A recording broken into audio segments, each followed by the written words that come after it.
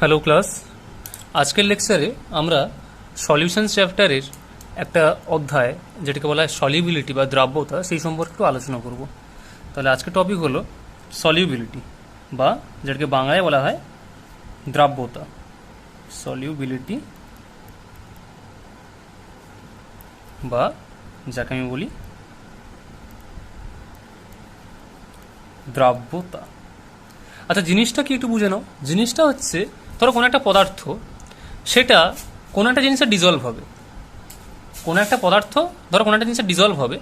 এবার ব্যাপারটা হচ্ছে কি, এই ডিজলভ যে হচ্ছে কতটা অ্যামাউন্ট সে ডিজলভ হতে পারবে, কতটা ম্যাক্সিমাম অ্যামাউন্ট, মানে কতটা বেশি অ্যামাউন্ট একটা পদার্থ একটা কোনো দ্রাবকে দ্রবীভূত হতে পারবে বা সলিউবল হতে পারবে, তাকে বলা হয় যে সলিউবিলিটি বা দ্রাব্যতা।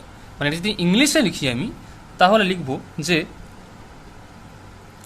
solubility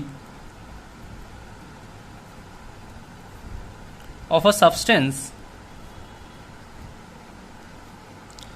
is its maximum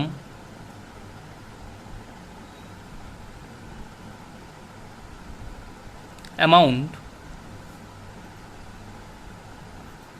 that can be dissolved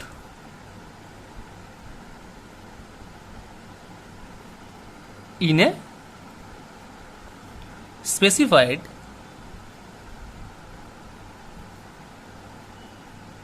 amount of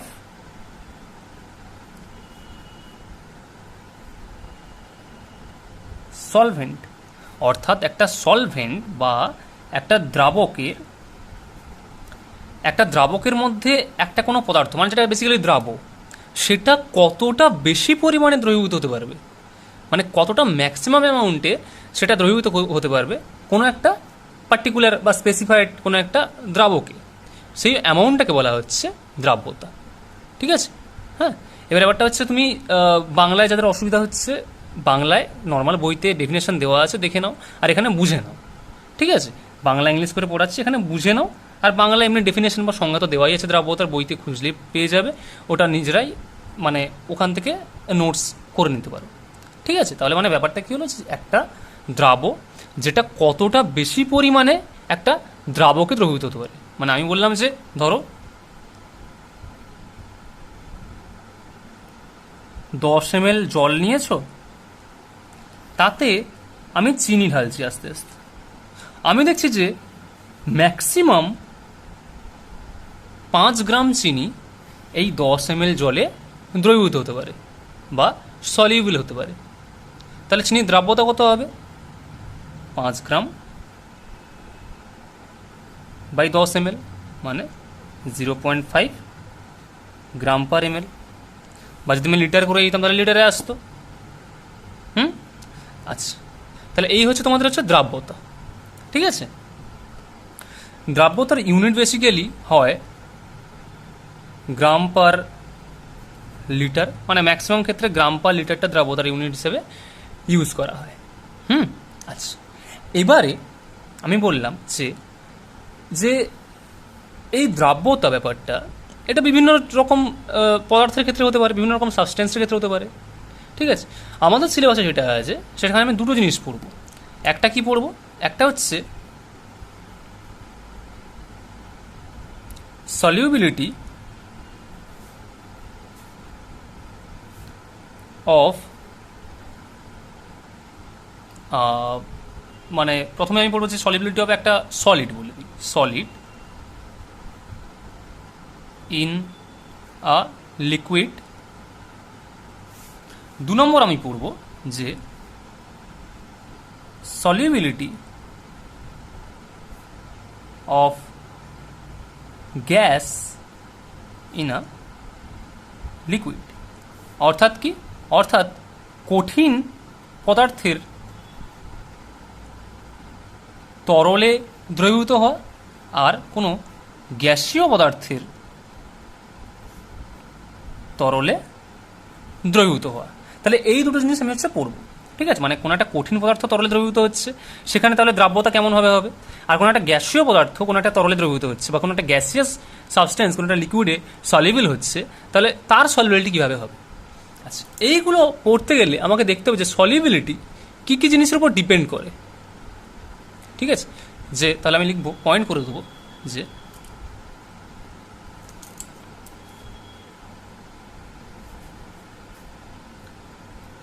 solubility depends upon কার কার উপর ডিপেন্ড করে। প্রথম নম্বর পয়েন্ট যেটা হচ্ছে সেটা হচ্ছে যে nature of the substance, nature of the substance, অর্থাৎ যে পদার্থটা দ্রবীভূত হচ্ছে সেই পদার্থটা কেমন, তার নেচার কেমন। ঠিক আছে, আচ্ছা, নেচার অফ দ্য সাবস্টেন্স বলতে গেলে আমি কিছু কিছু জিনিস বেসিক্যালি বলতে হয়, যেমন যে একটা পদার্থ, মানে আমি যদি সলিডের ক্ষেত্রে যদি বলি, হ্যাঁ, যদি আমি নেচার অফ দ্য, মানে তুমি যদি সলিড যদি তুমি ধরো, একটা সাবস্টেন্স যদি তুমি সলিড ধরো, ঠিক আছে, এবারে কি যে সমস্ত সলিড পদার্থ সমস্ত লিকুইড পদার্থে তো দ্রবীভূত হয় না। আমি যদি বলি যে তুমি কি বলা যায়, তুমি একটা তেলকে তুমি জলে ফেলে দিয়েছো, তাহলে তেল কি জলে দ্রবীভূত হয়ে যায়? না, দ্রবীভূত হয় না। ঠিক আছে, কিন্তু অপরপক্ষে তুমি যদি আমি বলি যে তুমি সোডিয়াম ক্লোরাইডকে বা চিনিকে জলে দিয়ে দাও, দ্রবীভূত হবে।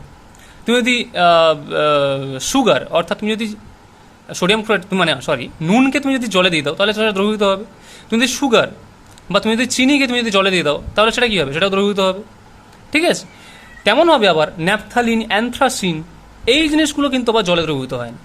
অপরপক্ষে এই যে ন্যাপথালিন, অ্যানথ্রাসিন, এগুলো কি হয়, এগুলো র্যান্ডামলি এরা কী করে ডিজলভ হয়ে যায় আমাদের নন পোলার সলভেন্ট, যেমন তোমার হচ্ছে বেনজিন, টলুইন। তাহলে ব্যাপারটা কি হচ্ছে, তাহলে আমি লিখে দিই যে এখানে একটা পয়েন্ট খুব ইম্পর্টেন্ট আছে, যে পয়েন্টটা হচ্ছে যে তুমি বলতে পারো যে, আমি ছবি এঁকেই দেখিয়ে দিই, সব থেকে সুবিধা হবে। ধরো আমি বলেছি আমি জল নিয়েছি, এখানে জলে আমি কি অ্যাড করেছি, জলে আমি সুগার অ্যাড করেছি, মানে কি চিনি অ্যাড করেছি, বা জলে আমি সল্ট অ্যাড করেছি, ইটস লাইক NaCl। যদি অ্যাড করি তাহলে কী হবে, জলে এগুলো সব কী হবে, সলিউবল বা দ্রবীভূত হয়ে যাবে, তাই তো। অপরপক্ষে এই জলে যদি আমি ন্যাপথালিন দিই, তাহলে এটা কিন্তু সলিউবল হবে না। কিন্তু অপরপক্ষে আমি যদি জলের বদলে এখানে যদি আমি বেনজিন নিই, এবং সেখানে আমি কি দিই, সেখানে যদি আমি এই ন্যাপথালিনটাকে দিই, তাহলে কি হবে, এটা দ্রবীভূত হয়ে যাচ্ছে, ডিজলভ হয়ে যাচ্ছে, বা সলিউবল হয়ে যাচ্ছে। ঠিক আছে, তাহলে ব্যাপারটা কি, এখানে একটা জিনিস বুঝতে হবে যে এখানে বলছে দেখো জলে কেন সোডিয়াম ক্লোরাইড বা চিনি কেন দ্রবীভূত হচ্ছে। ঠিক আছে, আচ্ছা, আমি যদি বলি সোডিয়াম ক্লোরাইডের ক্ষেত্রে যদি বলি, যে সোডিয়াম ক্লোরাইডের ক্ষেত্রে তুমি এখানে একটা পয়েন্ট বলতে পারো যে সোডিয়াম ক্লোরাইড এটা কি, এটা হচ্ছে ধ্রুবীয় বা এটা হচ্ছে পোলার। আর জলটা কি, জল হচ্ছে পোলার। পোলার মানে কি, ধ্রুবীয়, মানে কি প্লাস মাইনাস চার্জের সেপারেশন আছে। জল মানে কি, এই তো delta minus, delta plus, delta plus. NaCl ও same, Na plus, Cl minus. তাহলে কি প্লাস মাইনাসকে অ্যাট্রাক্ট করবে, তার মানে কি এরা দুজনেই কি পোলার। জলটা কি পোলার সলভেন্ট, আর এটা আমাদেরকে NaCl কি পোলার সলিউট। তাহলে যেহেতু দুজনেই পোলার, তাহলে কি পোলার পোলারে ডিজলভ হবে, মানে পোলার পোলারে ডিজলভ বা সলিউবল, মানে পোলার মানে অর্থাৎ ধ্রুবীয় কোনো একটা জিনিস, সেটা কোনো একটা ধ্রুবীয় জিনিসে দ্রবীভূত হবে। তার মানে আর এক্ষেত্রে দেখো বেনজিন আর ন্যাপথালিনের ক্ষেত্রে কি, বেনজিনটা কি, বেনজিন হচ্ছে নন পোলার, অধ্রুবীয়। ন্যাপথালিনও সেম অর্গানিক কম্পাউন্ড, এটা হচ্ছে কি নন পোলার অর্থাৎ অধ্রুবীয়। এখানে দেখো অধ্রুবীয় অধ্রুবীয়তে ডিজলভ হয়ে গেছে, নন পোলার নন পোলারে ডিজলভ হয়ে গেছে। তাহলে আমি কি লিখতে পারি, নন পোলার সেটা কি নন পোলারে সলিউবল। অর্থাৎ যে যেরকম সে সেরকম লোককেই পছন্দ করে, পোলার পোলারকে পছন্দ করে, নন পোলার নন পোলারকে পছন্দ করে। ঠিক আছে, তাহলে এখান থেকে একটা কথা যেটা বলা হয় সেটা কি, লাইক ডিজলভস লাইক। কি, লাইক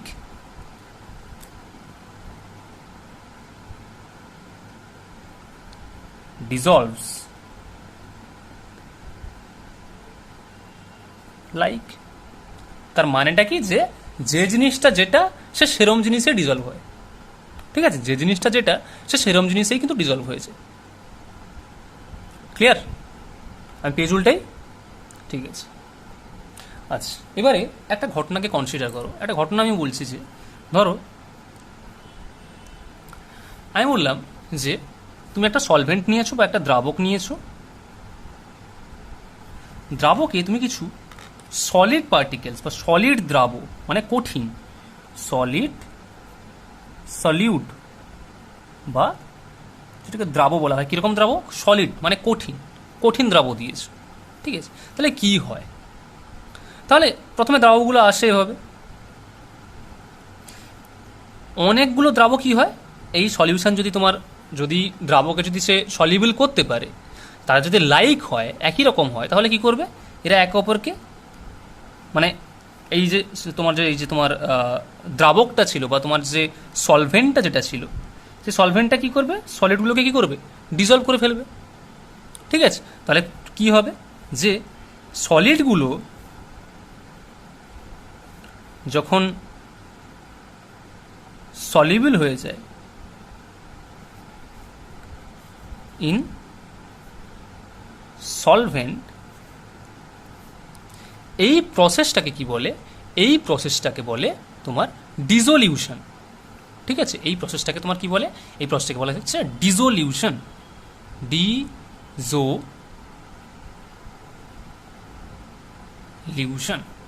ঠিক আছে, এই প্রসেসটাকে বলা হয় ডিজোলিউশন। এবার দেখো, তুমি যতগুলো সলিড দিয়েছো ততগুলোই যে ডিজলভ হবে এমন কোনো কথা নেই।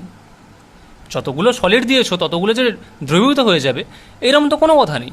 তাহলে কি হবে, ওদের মধ্যে কি হবে, কিছু কিছু সলিড তারা কি করবে, কিছু কিছু পার্টিকেল তারা কি করবে, একে অপরের সঙ্গে ধাক্কাধাক্কি করে তারা আর এখানে সলিউবল হবে না। তারা কি করবে, তারা তখন নিচে থিতিয়ে পড়বে, সলিউবল না হয়ে নিচে থিতিয়ে পড়বে।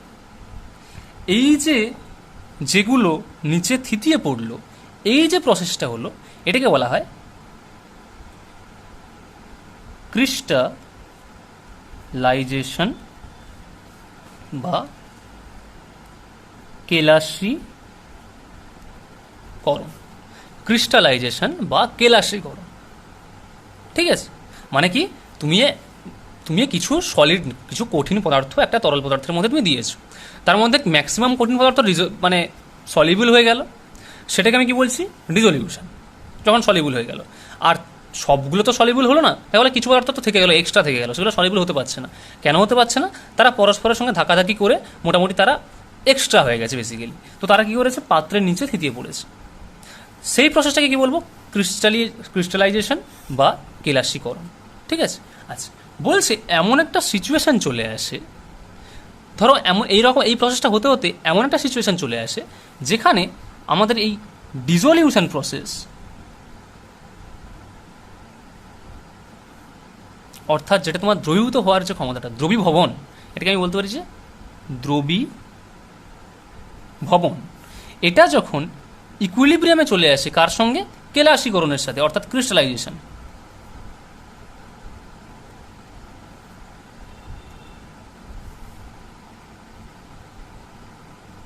কেলাসীকরণ, কেলাসীভবন, যা পরে বইতে লেখা আছে দেখে নেবে।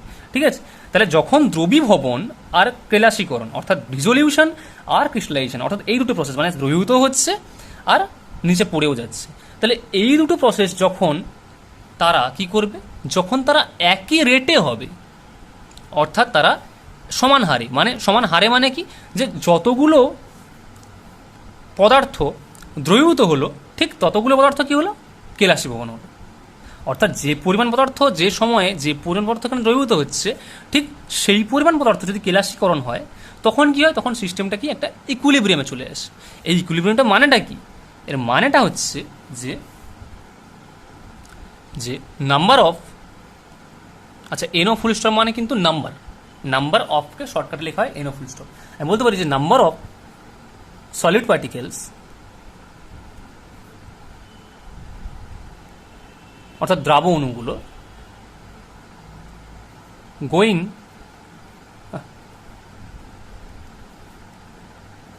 ইনটু দ্য সলিউশন যদি সমান হয় কার সাথে, যে নাম্বার অফ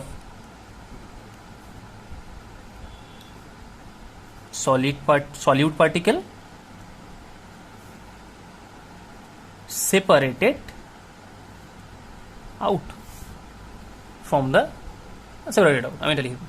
অর্থাৎ তার মানেটা কি হলো, যে যতগুলো সলিউট পার্টিকেল অর্থাৎ দ্রাব অণু সলিউশনে ডিজলভ হয়ে যাচ্ছে এবং যতগুলো সলিড পার্টিকেল বা দ্রাব অণু ক্রিস্টালাইজেশন হয়ে যাচ্ছে, এই দুটো নাম্বার অফ পার্টিকেল যদি সমান হয় তখন কি হবে, তখনই একটা ইকুইলিব্রিয়াম বা একটা সাম্যাবস্থা আসবে। একটা ইকুইলিব্রিয়াম বা একটা সাম্যাবস্থা আসবে, মানে এটাকে বলা হচ্ছে এটা একটা ডাইনামিক ইকুইলিব্রিয়াম। কি হয় এটা? এটা অ্যাকচুয়ালি একটা ডাইনামিক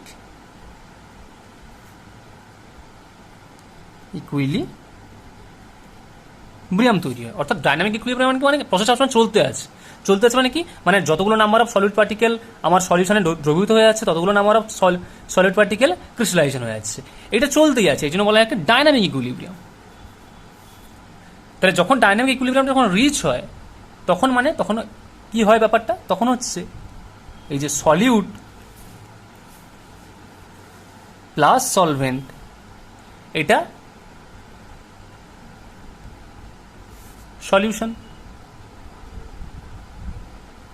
ঠিক আছে। সলিউট প্লাস সলভেন্ট তখন কি হয়, সলিউশন তৈরি করে, নর্মাল সলিউশন তৈরি করছে, ঠিক আছে। মানে কি এবার সে সলিউশনটা কেমন হবে, সলিউট প্লাস সলভেন্ট তো সলিউশন তৈরি করছে, এবার সলিউশনটা কেমন হবে। এবার দেখো এই সলিউশনটা কেমন হবে, এখানে কিন্তু একটু কন্ডিশন কাজ করে। কি কি কন্ডিশন কাজ করে, যেমন টেম্পারেচার কাজ করে, প্রেশার কাজ করে, এই দুটো কন্ডিশন মোটামুটি কাজ করে।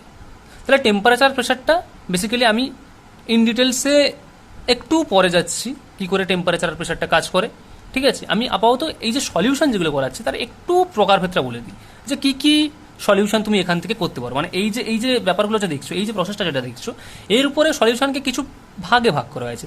মেনলি তোমরা এটা পড়েছো দ্রবণে, ক্লাস 9-এ, কি সম্পৃক্ত দ্রবণ, অসম্পৃক্ত দ্রবণ আর অধিপৃক্ত দ্রবণ, স্যাচুরেটেড সলিউশন, আনস্যাচুরেটেড সলিউশন, ঠিক আছে। ব্যাপারটা হচ্ছে এবার এই ব্যাপারটা কিভাবে আসছে সেটা এখান থেকেই বুঝতে পারবে। ব্যাপারটা কি, ধরো এটা কিন্তু এই প্রসেসটা কিন্তু টেম্পারেচার আর প্রেশারের উপর ডিপেন্ড করে। টেম্পারেচার প্রেশার চেঞ্জ হলে কিন্তু এই প্রসেসটা কিন্তু চেঞ্জ হবে, হালকা হালকা চেঞ্জ হবে, ঠিক আছে। তাহলে আমি বলি ফিক্সড একটা টেম্পারেচার বা একটা পার্টিকুলার টেম্পারেচার, ফিক্সড টেম্পারেচার, একটা নির্দিষ্ট টেম্পারেচার। একটা নির্দিষ্ট টেম্পারেচারে আমি ধরলাম একটা দ্রাবক আছে, অর্থাৎ একটা সলভেন্ট আছে, তাহলে তুমি কি দিচ্ছ, দ্রাব দিচ্ছ, মানে সলিউট দিচ্ছ, দ্রাব দিচ্ছ দ্রাবকে একটা নির্দিষ্ট তাপমাত্রা, ঠিক আছে। এবারে তুমি এই সলভেন্টে যখন দিচ্ছ দ্রাবটা, তুমি আস্তে আস্তে অ্যাড করছো, যতটা ম্যাক্সিমাম পরিমাণ সলিউট এখানে দ্রবীভূত হতে পারবে। ধরো আমি বললাম যে ধরো 5টা অণু এর মধ্যে দ্রবীভূত হতে পারবে। তুমি এর 5টা অণু দিলে ম্যাক্সিমাম, তার বেশি দিলে কি হবে, তার বেশি দিলে কিন্তু ওরা ক্রিস্টালাইজেশন করে দেবে, ওরা নিচে পড়ে যাবে, আর এর আর ক্যাপাসিটি নেই আর অণুগুলোকে রাখার। তাহলে এই 5টা অণুকে ধরো তুমি দিয়েছো এখানটায়, ম্যাক্সিমাম 5টা হতে পারে, এর বেশি দিলে ওরা থিতিয়ে পড়বে, ঠিক আছে। তাহলে 5টা অণু এখানে দিল, 5টা তুমি নাম্বার অফ পার্টিকেলস এখানে দিলে, দেওয়ার পর একটা সলিউশন তৈরি করলে। ওই যে maximum number of particles of solute, যতটা বেশি সংখ্যক একটা দ্রাবকে দ্রবীভূত হতে পারে একটা নির্দিষ্ট টেম্পারেচারে, তাকে বলা হয় কি, তাকে বলা হয় সম্পৃক্ত দ্রবণ। অর্থাৎ এই যে দ্রবণটা তৈরি হলো, যেখানে ম্যাক্সিমাম নাম্বার অফ সলিউটটা তুমি দ্রবীভূত করলে, এই দ্রবণটাকে কি বলবো? সম্পৃক্ত দ্রবণ বা স্যাচুরেটেড সলিউশন। স্যাচুরেটেড সলিউশন বা সম্পৃক্ত দ্রবণ। ঠিক আছে, তাহলে তুমি মোটামুটি তাহলে কি ব্যাপারটা হলো যে তুমি কি করলে যে এক একটা করে সলিড পার্টিকেল তুমি অ্যাড করছো, সলিড পার্টিকেল অ্যাড করছো একটা টেম্পারেচার, আর একটা ধরো আমি বললাম যে একটা ফিক্সড টেম্পারেচার, একটা ফিক্সড প্রেশার। মেনলি টেম্পারেচারটা বেসিক্যালি ইস্যু করে, কারণ এটা বেসিক্যালি যেহেতু লিকুইড, প্রেশারটা অত বেশি কাজ করে না, কারণ লিকুইড অলমোস্ট ইনকম্প্রেসিবল, সলিডও অলমোস্ট ইনকম্প্রেসিবল। তাহলে মেন ফ্যাক্টরটা কাজ করেছে টেম্পারেচার। তাহলে একটা টেম্পারেচার ফিক্স রেখে তুমি কি করছো? একটা সলভেন্টে সলিড অ্যাড করছো, maximum number of solid add করলে, যেখানে যার ফলে কি তোমার ক্রিস্টালাইজেশন হচ্ছে না, একটা maximum number of solid add করলে, ঠিক আছে, যে নাম্বারটা একে ক্রিস্টালাইজেশন প্রসেসটা ঠিক শুরু হওয়ার আগের মুহূর্ত অবধি। তাহলে তখন যে সলিউশনটা তৈরি হলো, তখন যে দ্রবণটা তৈরি হলো, তাকে বলা হয় সম্পৃক্ত দ্রবণ বা স্যাচুরেটেড সলিউশন। ঠিক আছে, আচ্ছা এবার বলছি, ধরো একটা সলিউশন আছে, ঠিক আছে, ধরো একটা সলিউশন আছে, মানে ধরো তুমি এখানে একটা, তুমি প্রথমে কি করেছো, তুমি একটা সলভেন্ট আছে এখানে, ঠিক আছে, আর একটা সলভেন্ট আছে। এবারে ব্যাপারটা হচ্ছে যেটা বলছে যে একটা সলিউশন যেখানে ধরো তুমি এখানে ধরো আমি বললাম যে এখানে ম্যাক্সিমাম ওই 5টা সলিউট বা দ্রাবক দ্রবীভূত হতে পারত, তুমি দিয়েছো 3টে, তার মানে 3টে এখানে দ্রবীভূত হয়ে গেছে, সলিউবল হয়ে গেছে, বাকি আছে এখনো 2টো। তার মানে কি ওর স্যাচুরেটেড সলিউশন হতে বা সম্পৃক্ত সলিউশন হতে আরও 2 অণু কিন্তু বাকি আছে। তার মানেটা কি? তার মানে হচ্ছে একটা, তখন এরকম কোনো সলিউশনকে কখন কি বলা হবে? বলা হবে আনস্যাচুরেটেড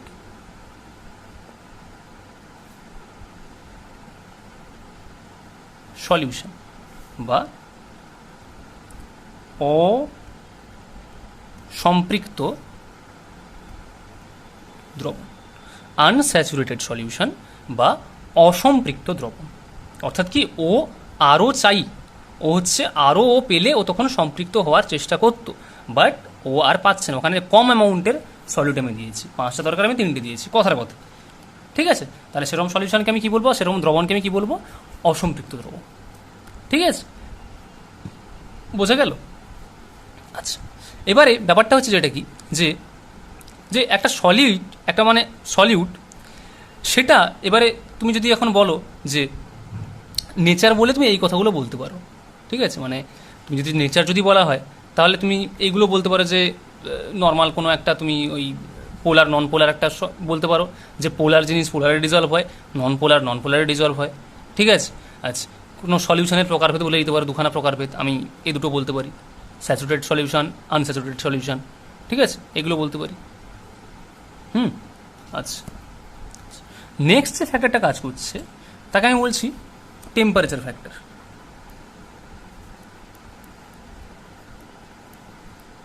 টেম্পারেচার বা যে বলা হয় তাপমাত্রা।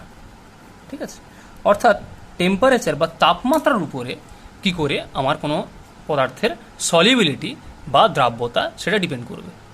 ঠিক আছে, আচ্ছা, ধরো একটা রিয়াকশন হচ্ছে, কোনো একটা ধরো রিয়াকশন হচ্ছে, বা রিয়াকশন আমি ধরো বললাম যে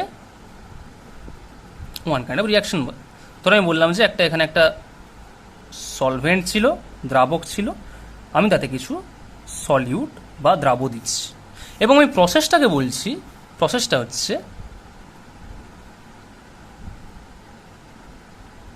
এন্ডোথার্মিক। এন্ডোথার্মিক মানে কি? ও বাইর থেকে তাপ শোষণ করছে, মানে বলা হয় এটাকে বাংলায় তাপগ্রাহী।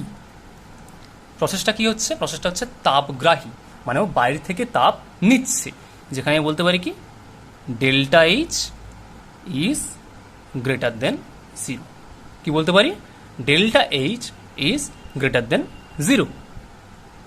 ঠিক আছে, আচ্ছা, এবার বলো দেখি, এই অবস্থায় আমি যদি টেম্পারেচার ইনক্রিজ করে দিই বা বাড়িয়ে দিই, তাপমাত্রা যদি আমি এই অবস্থায় বাড়ি, তাহলে কি হবে? তাপমাত্রা বাড়ালে কি হবে? দেখো, যদি তাপমাত্রা যদি আমি বাড়াই, মানে বাইরে থেকে যদি আমি তাপ যদি দিই, তাহলে কি হবে? দেখো, এই প্রসেসটা কখন ভালো হয়? যখন এই প্রসেসটা কি করছে? প্রসেসটা সবসময় তাপ শোষণ করছে, তাপ শোষী বা তাপগ্রাহী। তাহলে প্রসেসটা সবসময় তাপ শোষণ করছে, ও তাপ চায়। তাহলে আমি বাইরে থেকে আরও টেম্পারেচার বাড়িয়ে দিয়েছি, আরও তাপ দিয়ে দিয়েছি, তাহলে কি হবে? প্রসেসটা ভালো হবে, তাই তো? তাহলে প্রসেসটা ভালো হবে। তাহলে আমি কি বলবো? যে সলিবিলিটি এই ক্ষেত্রে কি হবে? টেম্পারেচার যদি বাড়াই, তাহলে সলিউবিলিটি বা দ্রাব্যতা কি করবে? ইনক্রিজ করবে বা বাড়বে। সলিবিলিটি বা দ্রাব্যতা এই ক্ষেত্রে বাড়বে, কারণ এটা তাপগ্রাহী বিক্রিয়া। মানে এ বাইরে থেকে তাপ নিত, বাইরে থেকে তাপ নেওয়া মানে কি? এর তাপ চাই। তাহলে আমি বাইরে থেকে আরও টেম্পারেচার বাড়াচ্ছি, মানে আরও তাকে তাপ দিচ্ছি। যদি তাপ দিই, তাহলে এই প্রসেসটা ফেভার করবে, ফেভারেবল হবে। তাহলে সলিবিলিটি কী হবে? বাড়বে। এই পদার্থটা সলিবিলিটি, এই সলিউটটার সলিবিলিটি বাড়বে। ক্লিয়ার? আচ্ছা, উল্টো করি। ধরো আমি বলছি যে একটা রিয়াকশন মানে একটা এরকম একটা প্রসেস চলছে। এখানে আমি কি করেছি? সলভেন্ট নিয়েছি। বাইরে থেকে আমি কি করেছি? দ্রাবক দিচ্ছি। এখানে আছে দ্রাবক। এই প্রসেসটা আমি বলছি যে এটা হচ্ছে এক্সোথার্মিক, মানে তাপ মোচি, মানে তাপ ছাড়ে, ও তাপ ছাড়ছে। তার মানে কি? ডেল্টা এইচটা লেস দেন জিরো। তাপ মুচি বা তাপ ছাড়ছে, যেখানে ডেল্টা এইচটা লেস দেন জিরো। আচ্ছা, একটা কথা বলে দেখি, ও যদি তাপ ও ছাড়ে, তার মানে কি? ওর তাপের দরকার নেই, ও তাপ ছেড়ে দিচ্ছে, মানে বাইরের পরিবেশকে গরম করছে। এবার ধরো আমি এখানে টেম্পারেচার বাড়ালাম, টেম্পারেচার আমি বাড়িয়ে দিলাম, কি হবে? দেখো, ও কি কিন্তু ও তাপ চায় না, ও তাপ ছাড়ছে, আমি আমার উল্টো দিকে ওকে তাপ দিচ্ছি। তাহলে আমি কি প্রসেসটাকে কি একটা কি আনস্টেবল করে দিচ্ছি প্রসেসটাকে? ও তাপ চায় না, তাই ও তাপ ছেড়ে দিচ্ছে। এক্সোথার্মিক, তাপ মুছি, কিন্তু আমি বাইরে থেকে ওকে তাপ দিচ্ছি। তাহলে কি প্রসেসটা ঠিকঠাকভাবে হবে না। তাহলে আমি কি বলতে পারি? যে এখানে সলিউবিলিটি ডিক্রিজ করবে বা কমে যাবে যদি আমি তাপ যদি বাড়িয়ে দিই, তাপমাত্রা যদি বাড়িয়ে দিই। ব্যাপারটা ক্লিয়ার হলো? ব্যাপারটা কি বোঝালাম? আচ্ছা, উল্টোটা কী হবে? যদি আমি টেম্পারেচার যদি এখানে আমি ডিক্রিজ করি, তাহলে সলিবিলিটি কমবে। এর ক্ষেত্রে যদি টেম্পারেচার আমি ডিক্রিজ করি, তাহলে কি সলিবিলিটি বাড়বে। উল্টোটা। কনসেপ্টটা বোঝা যাচ্ছে তো? তুলে নাও, ঠিক আছে? আচ্ছা, নেক্সট পয়েন্টে আসছি। সেটা হচ্ছে, আমি বলছি যে প্রেশার, বা যেটাকে বলা হচ্ছে বাংলায় চাপ। আচ্ছা দেখো দেখি, আমি যদি বলি যে একটা সলিডের ক্ষেত্রে বা লিকুইডের ক্ষেত্রে, ধরো আমি একটা সলিউশন নিয়েছি, সেখানে আমি দ্রাবটা দিচ্ছি, ধরো লিকুইড বা সলিড, ঠিক আছে? এখানে একটা সলভেন্ট আছে, অর্থাৎ কি একটা কঠিন দিচ্ছি আর একটা তরল দ্রাব দিচ্ছি। নর্মাল কঠিন আর তরল দ্রাবকের ক্ষেত্রে চাপের উপর কীভাবে জিনিসটাকে ইফেক্ট করবে? আচ্ছা, চাপ কি করে? চাপ কোনো জিনিসকে কি করে? কম্প্রেস করে, তাকে স্কুইজ করে, তাই তো? আমি যদি কারোর উপরে চাপ বাড়ি, তাহলে কি তার উপর একটা প্রেশার বাড়বে। মানে চাপ মানেই বেসিক্যালি প্রেশার, কি ভুলে যাচ্ছি। মানে কারোর উপর যদি আমি চাপ বাড়ি, তাহলে কি হবে? সে জিনিসটাকে স্কুইজ করবে, জিনিসটা কম্প্রেস হবে। কিন্তু তুমি একটা কঠিন তুমি যদি চাপ বাড়াও, কঠিন কি চুপসে যাবে? না। তরল কি চুপসে যাবে? না। তাহলে চাপের উপর, মানে চাপ এদেরকে বেসিক্যালি কোনোভাবে মানে খুব বেশি ইফেক্ট করতে পারে না। তার কারণটা কি? তার কারণটা হচ্ছে solid and liquids are nearly incompressible.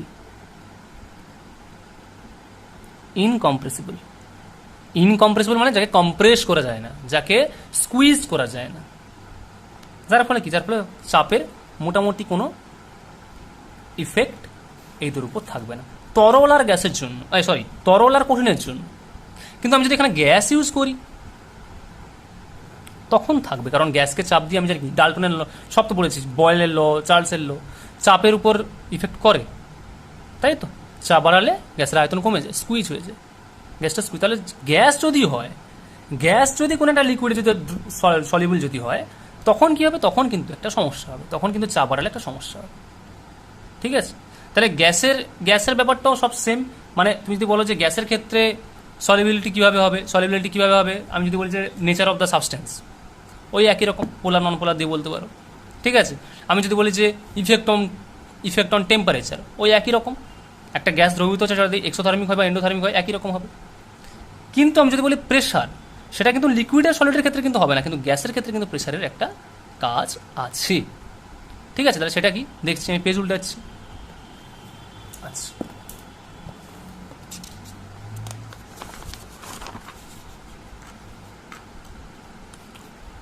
তাহলে আমি কি নেক্সট যেটা আমি করবো সেটা কি, যে এটা খুব ইম্পর্ট্যান্ট, এটা হচ্ছে কি সলিবিলিটি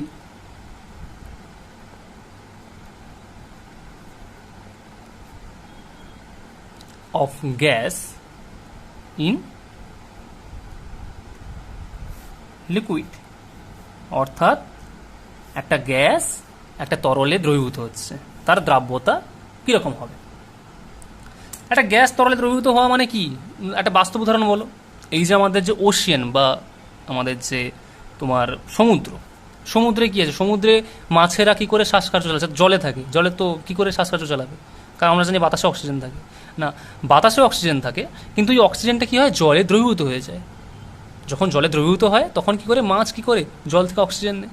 তোমাদের যাদের বাড়িতে পুকুর আছে তারা দেখবে যে যখন দেখবে যে পুকুরে যখন বেশি পানা ফানা হয়ে যায়, তখন কি হয়, মাছ হয় মরে যায়, না হলে কি করবে, দেখবি মাছ উপরেও সে উঠে, মানে জল থেকে উপরে উঠে জলের ঠিক উপরে এরকম করতে আরম্ভ করে, বাবল করতে আরম্ভ করে। তার কারণটা কি? তার কারণ হচ্ছে জলে অক্সিজেন কমে যাচ্ছে, তো ওরা কি করছে, এয়ার থেকে অক্সিজেন নেওয়ার চেষ্টা করছে, বা জলের নিচের লেভেলে অক্সিজেন কমে গেছে, তাই ওরা কি করছে, এয়ার থেকে অক্সিজেন নেওয়ার চেষ্টা করছে। তাহলে অক্সিজেন যদি জলে, তাহলে এভাবে দ্রবীভূত হতে পারে, মানে কি একটা গ্যাস একটা লিকুইডে দ্রবীভূত হতে পারে। নর্মাল দেখেছো আমাদের যে যত কোল্ড ড্রিঙ্কস খাই, খুললেই ঠাক করে আওয়াজটা হয়, কেন হয়? ওখানে কার্বন ডাইঅক্সাইডকে ওখানে ওই কোল্ড ড্রিঙ্কসটার মধ্যে ডিজলভ করা থাকে। ঠিক আছে? অনেক উদাহরণ আছে এরকম। আচ্ছা, তাহলে আমরা গ্যাসের ক্ষেত্রে এখন আর আমরা ওইভাবে যাব না, মানে গ্যাসের যে নেচার অফ গ্যাস বা তোমার হচ্ছে টেম্পারেচার, ওগুলো আমি দেখে এসেছি আগে সব করে দেওয়া হয়ে গেছে, ওইগুলো যেগুলো দেখালাম এক্ষুনি। আমি যাব প্রেশারে, যে প্রেশারটা বেসিক্যালি কিছুই করতে পারছিল না লিকুইড আর সলিডের ক্ষেত্রে, কারণ তারা ইনকম্প্রেসিবল ছিল। কিন্তু গ্যাস কি, একটা গ্যাস সে হচ্ছে কম্প্রেসিবল। তাহলে সে যদি কম্প্রেসিবল হয়, তাহলে তার প্রেশার কি করবে,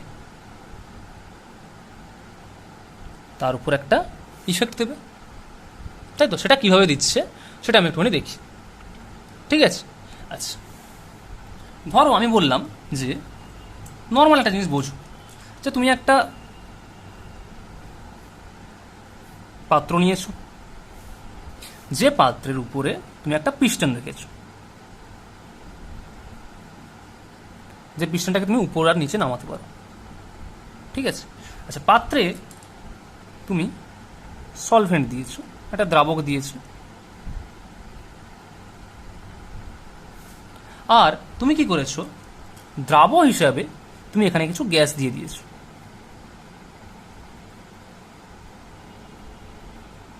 তাহলে নিচে কি আছে, নিচে আছে লিকুইড, আর এইখানে আছে গ্যাস। তাহলে এই যে গ্যাসগুলো দিয়েছো তাদের মধ্যে অনেকটাই গ্যাস কি করবে, তারা লিকুইডে চলে আসবে, ডিজলভ হয়ে যাবে, দ্রবীভূত হয়ে যাবে। কিন্তু কিছু কিছু গ্যাস ওরা কি করবে, ওরা উপরে এরকম থেকে যাবে, ওরা আর আসতে চাইবে না। এবার কি করো, এবার তুমি এখানে পিস্টনটাকে উপর থেকে নিচের দিকে নামাও, মানে তুমি এখানে প্রেসার দাও, চাপ দাও, দিলে কি হবে, পিস্টনটা নিচের দিকে নামবে। তখন দেখা গেল কি যে গ্যাসগুলো ওখানে ছিল তাদের মধ্যেও অনেকটা পরিমাণে গ্যাস ওরা কি করছে, ওরা আবার ফোর্সফুলি ডিজলভ হয়ে যাচ্ছে, লিকুইডে ডিজলভ হয়ে যাচ্ছে। ঠিক আছে, মানে যত তুমি চাপ বাড়াচ্ছ তত কি নাম্বার অফ গ্যাস পার্টিকেলস তারা কি করছে, তারা বেশি পরিমাণে এই লিকুইড ফেজে চলে আসছে, লিকুইড ফেজে এসে ডিজলভ হয়ে যাচ্ছে। এইটাই হচ্ছে তোমার মেন কনসেপ্ট, যে কিভাবে প্রেশার বাড়ালে একটা গ্যাসের মধ্যে, একটা লিকুইডের মধ্যে গ্যাসটাকে তুমি ডিজলভ করতে পারো। ঠিক আছে, তার মানে আমি বলতে পারি যে যদি আগে ধরো, যদি আমি 5টা গ্যাস, যদি এর মধ্যে ধরো এখানে আমি বললাম যে 10টা গ্যাস আছে, তাহলে আগে যদি 5টা গ্যাস ডিজলভ হতো, এখন ধরো এমন চাপ বাড়ালাম যে আরও এক্সট্রা আমার 3টে গ্যাস ডিজলভ হয়ে গেছে, মানে 8টা গ্যাস ডিজলভ হয়ে গেছে। অর্থাৎ চাপ বাড়ালে কি হবে, যে নাম্বার অফ গ্যাস মলিকিউলস তারা কি করবে, তারা বেশি মাত্রায় এই লিকুইড ফেজে বা এই সলভেন্টে চলে আসবে এবং ডিজলভ হয়ে যাবে। তাহলে এই যে অবজারভেশনটা, এইটা দেখে আমাদের বিজ্ঞানী, নাম হচ্ছে কি হেনরি, বিজ্ঞানী হেনরি, তিনি কি করলেন, তিনি একটা রিলেশন দিলেন, একটা সম্পর্ক দিলেন। কার সম্পর্ক, যে গ্যাসের ডিজলভ হচ্ছে, গ্যাসের যে সলিবিলিটি আর গ্যাসের প্রেশার, গ্যাসের সলিবিলিটি আর গ্যাসের প্রেশারের সঙ্গে তিনি একটা সম্পর্ক দিলেন। ঠিক আছে, আচ্ছা তুমি দেখো দেখি, এখানে যত আমি চাপ বাড়াবো তত বেশি পরিমাণ কি হবে, গ্যাস ডিজলভ হবে। তাহলে হেনরির লটা তিনি এইভাবে বলেছিলেন যে the solubility of a gas in a liquid is directly proportional to the pressure of the gas. তাহলে আমি বলে দিই যে the solubility মানে দ্রাব্যতা of a gas, একটা গ্যাসের দ্রাব্যতা in a liquid is directly proportional মানে কি, সমানুপাতিক, directly proportional to the pressure of the gas। কথাটা অর্থ কি, অর্থ হচ্ছে একটা গ্যাসের দ্রাব্যতা, কোনো একটা লিকুইড মাধ্যমে কোনো একটা গ্যাসের দ্রাব্যতা, সেটা একদম সমানুপাতিক, ডাইরেক্টলি সমানুপাতিক, সরাসরি সমানুপাতিক কার সাথে, গ্যাসের চাপের সাথে। যত চাপ বাড়াবো তত কি হবে, দ্রাব্যতা বাড়বে। ক্লিয়ার, হেনরি মোটামুটি এই লটা দিয়েছিলেন। ঠিক আছে, আচ্ছা এবার আমি ধরলাম যে এখানে একটা গ্যাস ছিল, এবার আমি ধরলাম যে এখানে ধরো একটা গ্যাসের জায়গায় 4টে গ্যাস আছে, তা আমি বললাম যে এখানে একটা গ্যাসের জায়গায় আমি বললাম যে 4টে গ্যাস আছে, ধরো আমি বললাম যে এ গ্যাস আছে, বি গ্যাস আছে, সি গ্যাস আছে, ডি গ্যাস আছে। তাহলে এবার তুমি প্রেশার আস্তে আস্তে বাড়াচ্ছ, কি হবে, গ্যাসের দ্রাব্যতা বাড়বে। এবার আমি ধরি যে আমি শুধুমাত্র বের করবো এর জন্য, যে এর দ্রাব্যতা কত হবে, বা বির দ্রাব্যতা কত হবে, বা সির কত হবে, ডির কত হবে। তখন তো আমি আর হেনরির ল এইভাবে বলতে পারবো না যে এর দ্রাব্যতা directly proportional to the pressure of the gas. কার প্রেশার অফ দ্য গ্যাস, কোন গ্যাসটার, এর প্রেশার, এর যতটা প্রেশার হবে সেটা সমানুপাতিক কার সাথে হবে, সেটা সমানুপাতিক হবে এর দ্রাব্যতার সাথে, এর সলিবিলিটির সাথে। তার মানে দেখো, যখন আমি 4-5টা গ্যাসের কথা যখন বলবো, যখন আমি একাধিক গ্যাসের কথা যখন আমি বলবো, তখন কিন্তু আর ডাইরেক্ট প্রেশার টার্মটা আসবে না, তখন কি আসবে, পার্শিয়াল প্রেশার। ডাল্টন বলে গেছিলেন পার্শিয়াল প্রেশার বা আংশিক চাপ, কারণ একাধিক গ্যাস আছে, পুরো তো এ নেই, পুরো তো বি নেই, পুরো তো সি নেই, পুরো তো ডি নেই। তাহলে ওই গ্যাসটা পার্টিকুলারলি যে চাপটা দিচ্ছে সেটা কি বলবো, ওই গ্যাসের আংশিক চাপ বা পার্শিয়াল প্রেশার। ঠিক আছে, তাহলে এবার এই ফর্মুলাটা একটু বেসিক্যালি মানে তোমার বলতে পারো, যেটা কি, the solubility of A gas in a liquid is directly proportional to the partial pressure of the gas. এই প্রেশারটা পরে তুমি যদি রিপ্লেস করো, তাহলে কী হবে, যদি একাধিক গ্যাস থাকে তাহলে কী হবে, এই প্রেশারটাকে জায়গায় তুমি লিখবে partial pressure.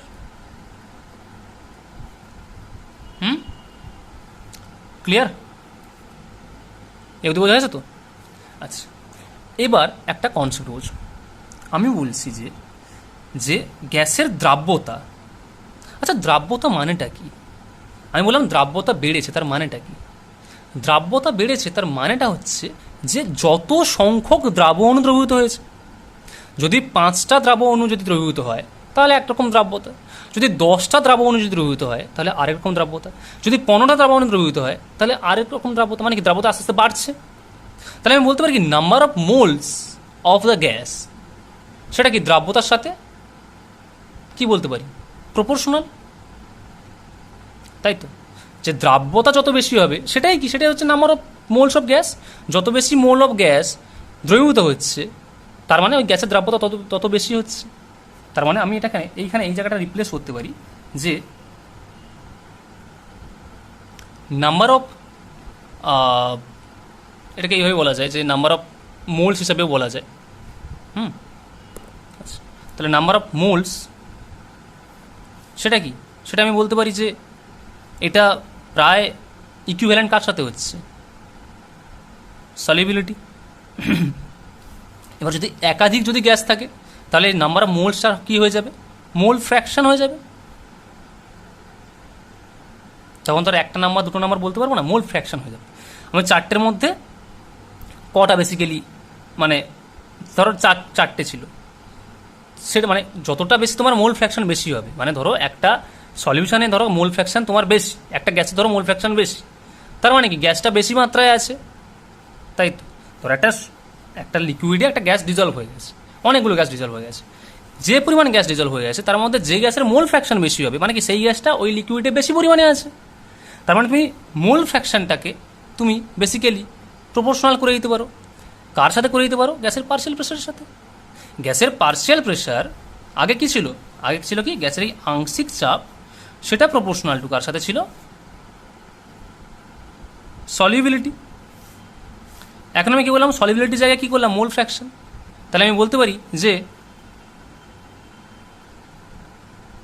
partial pressure is proportional to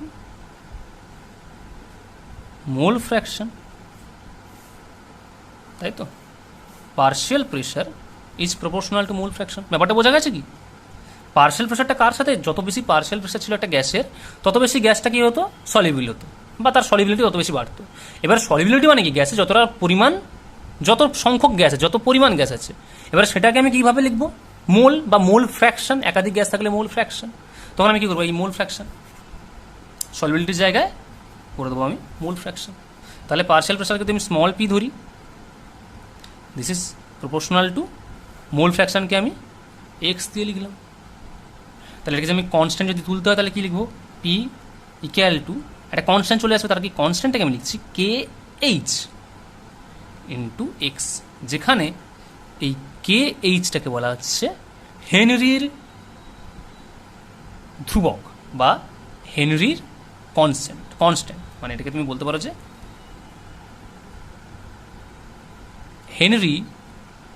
Henry's law constant, Henry's law constant. তার মানে কি, আমি এখানে বলতে পারি যে কে এইচ সমান কী হবে, পি বাই এক্স। তাহলে কে এইচ যদি বলি ইউনিট বা একক কী হবে, চাপের একক যদি হয় বার পার কি বলা যায়, পার কি এক্স ইকুয়াল টু বেসিক্যালি তোমার মোল ফ্র্যাকশন, যেহেতু মানে বেসিক্যালি মোল ফ্র্যাকশনে তো কোনো ইউনিটই হয় না, তাহলে কি বার, মোল ফ্র্যাকশন তো ইউনিট লেস, ওটা ফ্র্যাকশন মানে সামথিং বাই সামথিং, সেটা তো ইউনিট লেস হবে। তাহলে কি এর ইউনিট কী হবে, বার। তুমি যা ইউনিট ওখানে দেবে সেটা এখানে বসে যাবে, ঠিক আছে? আচ্ছা, এবারে এই কী বলবো, এই কেএইচটা বিভিন্ন গ্যাসের ক্ষেত্রে বিভিন্ন, অক্সিজেনের ক্ষেত্রে আলাদা, নাইট্রোজেনের ক্ষেত্রে আলাদা, ঠিক আছে? বিভিন্ন গ্যাসের ক্ষেত্রে কেএইচের মান হবে বিভিন্ন, তাই তো? তাহলে KH is different for different gases, লিখে গেল KH is different for different gases, বা কেএইচের মান বিভিন্ন গ্যাসের ক্ষেত্রে আলাদা রকম, ঠিক আছে? পেজুলটাই। আচ্ছা,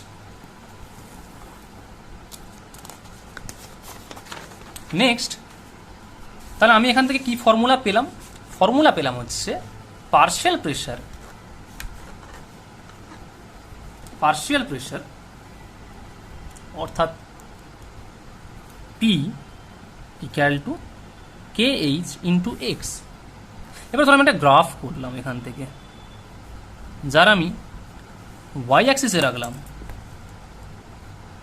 পিকে বা পার্শিয়াল প্রেশারকে, আংশিক চাপকে, আর এক্স অ্যাক্সিসে রাখলাম মোল ফ্র্যাকশনকে, মানে এক্সটা বেসিক্যালি এক্সই হয়ে গেছে, মোল ফ্র্যাকশনকে। মোল ফ্র্যাকশন বা আমার আংশিক মোল, মোল ভগ্নাংশ যেটাকে বাংলায় বলে, ঠিক আছে। মোল ফ্র্যাকশনকে রাখলাম আর এখানে পার্শিয়াল প্রেশারকে রাখলাম। তাহলে এটা কেমন দেখতে হবে? এটা দেখতে কেমন হবে? এটা দেখতে কেমন মনে হচ্ছে? Y equal to m x না, প্লাস সি মানে কি, সিটা জিরো, মানে কোনো তার ইন্টারসেপ্ট থাকবে না। তাহলে কি, আর straight line passing through the origin বা মূল বিন্দু থেকে। স্লোপ কত হবে বা নতি কত হবে? K H. তাহলে এরকম যদি কোনো কোয়েশ্চেন যদি চলে আসে ইন ফিউচার, করতে পারবে, যদি কোনো এরকম যদি গ্রাফ দিয়ে যদি কোয়েশ্চেন দিয়ে দেয়, ঠিক আছে, তাহলে ওখান থেকে তুমি স্লোপ কে এইচ এর মান বের করতে পারবে বা কিছু করতে পারবে এখান থেকে, ঠিক আছে। আচ্ছা, এবারে কি যেটা বলছিলাম যে কে এইচ এর মান ডিফারেন্ট গ্যাসের ক্ষেত্রে ডিফারেন্ট। আচ্ছা, এবারে দেখো কে এইচ এটা আবার কি করে, বিভিন্ন টেম্পারেচার বা প্রেসারে কে এইচ এর মান বেসিক্যালি কিন্তু তুমি বিভিন্ন রকম, মানে যেহেতু বেসিক্যালি এটা যেহেতু একটা কনস্ট্যান্ট, অর্থাৎ কে এইচ কি যেহেতু একটা কনস্ট্যান্ট, সেটাকে বিভিন্ন টেম্পারেচার বা প্রেসারে কিন্তু চেঞ্জ হবে না, কিন্তু বিভিন্ন গ্যাসের ক্ষেত্রে একটা ফিক্সড টেম্পারেচারে কে এইচ এর মান কিন্তু আলাদা আলাদা। ধরো আমি একটা এক্সাম্পল দিয়ে দিলাম, আমি বললাম যে ধরো হিলিয়ামের ক্ষেত্রে আমি বললাম যে এক 293 কেলভিন, সেখানে কে এইচ এর মানটা আমি বললাম যে 144.97, ঠিক আছে। আবার এখান থেকে একটা ডেটা পাওয়া যায় হাইড্রোজেন হয়, হাইড্রোজেন ওই একই টেম্পারেচার 293-তে হাইড্রোজেনের ভ্যালু হয় আবার 69.16।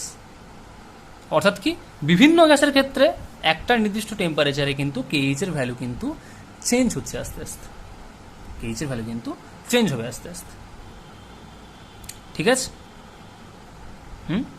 আচ্ছা, এবারে আমি যদি বলি যে কোনো একটা গ্যাসের ক্ষেত্রে যদি কেএইচ এর ভ্যালু যদি বেশি হয়, তাহলে তার সলিবিলিটি বাড়বে না সলিবিলিটি কমবে?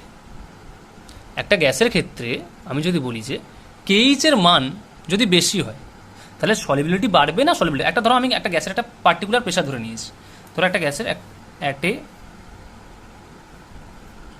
পার্টিকুলার প্রেশার, একটা গ্যাসের একটা পার্টিকুলার আমি পার্শিয়াল প্রেশার ধরে নিয়েছি, সেই পার্শিয়াল প্রেশারে বলছি, আমি বললাম যে কেএইচ যদি বাড়ে বা কেএইচ যদি বেশি হয়, তাহলে তার সলিবিলিটি বা দ্রাব্যতা কেমন হবে? সেটা কোন ইকুয়েশন থেকে আসবে? এই একই ইকুয়েশন, কি, P equal to KH into x, P equal to KH into x, তাই তো। আচ্ছা, প্রেশারটা আমি বলেছি কি, এটা একটা পার্টিকুলার আমি ধরে নিয়েছি, যদি কেএইচ যদি বাড়ে, তাহলে পিটাকে ফিক্স রাখার জন্য এক্সকে কমতে হবে। ব্যাপারটা বোঝাতে পারছি? মানে ধরো আমি বললাম যে কি বলা যায়, কীভাবে বলা যায় বলে দেখি, নর্মাল ধরো এই দুটোকে গুণ করা আছে, তো এই দুটোর গুণফল এসছে এইটা, এবার আমি এটাকে আমি ফিক্স রেখেছি, বলেছি পার্টিকুলার প্রেশার মানে এটাকে আমি ফিক্স রেখেছি, তাহলে এটাকে যদি কমে তাহলে আরেকটাকে নিশ্চয়ই বাড়তে হবে, নাহলে এইটা ঠিক কী করে থাকবে? এটাকে ঠিক রাখতে গেলে একটাকে কমতে হবে, একটাকে বাড়তে হবে। তাহলে আমি যদি বলি যদি বলি বাড়িয়ে দিয়েছি, তাহলে কি এক্সকে কমতে হবে? তাহলে এক্স যদি কমে, অর্থাৎ মোল ফ্র্যাকশন যদি লিকুইড মিডিয়ামে বা সলিউশনে যদি মোল ফ্র্যাকশন কমে, মোল ফ্র্যাকশন সলিউশনে কমা মানে কি, মানে কম পরিমাণ গ্যাস ওই সলভেন্টে ডিজলভ হয়েছে, তার মানে কি, তার মানেটাই হচ্ছে কি সলিবিলিটি কমে যাচ্ছে, সলিবিলিটি ডিক্রিজেস বা দ্রাব্যতা কমে। মোল ফ্র্যাকশন যদি কমে যায়, সরি, যদি কেএইচ যদি বেড়ে যায়, তাহলে কি মোল ফ্র্যাকশনকে কমতে হবে, আবার কেএইচ যদি কমে যায় তাহলে কি হবে, মোল ফ্র্যাকশনকে বাড়তে হবে, তার মানে তখন বেশি সলিবিল হবে। ব্যাপারটা ক্লিয়ার বোঝাতে পারলাম তো? ব্যাপারটা হচ্ছে এটাই নর্মাল ব্যাপার, ঠিক আছে। আচ্ছা, এবার আমি যদি বলি যে এই যে তোমরা যেগুলো আমি পড়ালাম, এই যে গ্যাসটা বেসিক্যালি যে তোমার ডিজলভ করছে এতে, তোমার গ্যাসটা যে তোমার এই একটা তোমার লিকুইডে ডিজলভ করছে, এর বাস্তব উদাহরণ কী হতে পারে? নর্মাল তুমি যখন ওই কোকাকোলা খাও, যখন ক্যাপটা যখন খোলো তখন কি হয়, তখন এই হেনরি লটাই কিন্তু কাজে লাগে। ওখানে কি হয়, ওখানে হচ্ছে কি যে হাই প্রেশার হাই করে দেওয়া হয়, ঠিক আছে? মানে একটা যদি সোডার বোতল যদি একটা তুমি নাও,